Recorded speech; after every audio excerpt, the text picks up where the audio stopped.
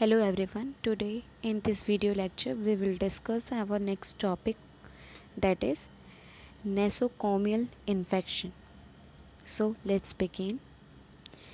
It is also known as healthcare associated infection and also known as hospital acquired infection because it is the infection that we acquired from the hospitals or the healthcare associates. So, it is a type of infection that is acquired in a hospital or other healthcare facility. So, it is a type of infection that is spread to a suspectable patient in the clinical settings by various means. Here it means like nurses, the equipment that we are used for the sick person to the healthy person. Okay,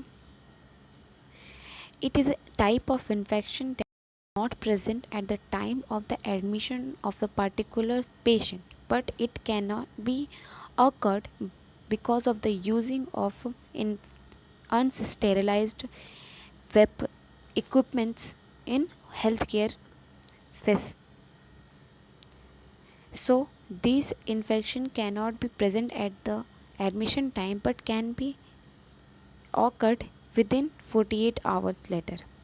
Its example includes ventilator associated pneumonia. As we all know that ventilator is something that is inserted through our nostrils to the our lung sides for the transfer of the proper amount of the oxygen to the body. So if there is a if a person having some pneumonia disease, pneumonia causing bacteria inside her lungs, then the ventilator may be contaminated with the pneumonia bacteria, and when it is used with for the healthy person can get additional disease, that is pneumonia. Second is urinary tract infection, and third is tuberculosis. These are the examples of the nosocomial disease or infection. What are the symptoms? The symptoms are discharge from the wound. Second is fever, cough, and shortening of breath. We all know that pneumonia is the having a symptom, that is a shortness of breathing. Next is burning with urination. Patient having urination problem with having burning sensation. Next is headache, vomiting, nausea, fatigue. So what are the preventions taken for the transmission of this infection? First is proper patient isolation wards will be created so that the healthy person cannot get this infection easily.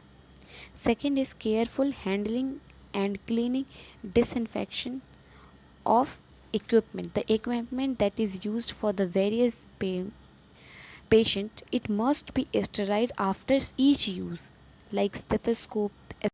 Infections are also present, thermometers, various equipments should be sterilized. Third is observance of aseptic techniques. The techniques which are usually aseptic should be there. Maintain proper hygiene, and last is proper sanitization of floor and the whole area, which is maybe there is chances to contaminate in the hospital area or in healthcare facilities. Thank you.